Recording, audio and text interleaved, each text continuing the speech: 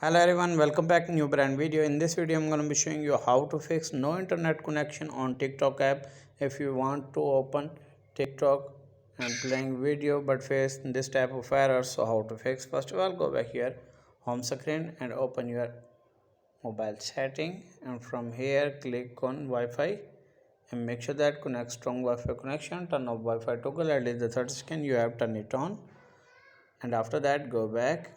If you use mobile data, then turn on aeroplane mode, at least the 30 second you have turn it off, and after that check whether the problem had been fixed or not. If the problem is not fixed, then scroll down and click on apps management, and from here click on app setting.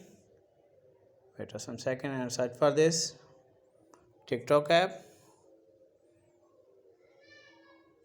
Click on TikTok app, and from here click on permissions and make sure that allow all permissions, and after that click on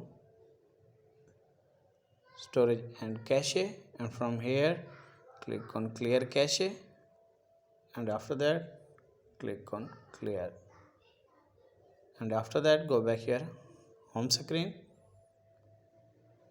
and open your Play Store and App Store, and from here you search for this TikTok app.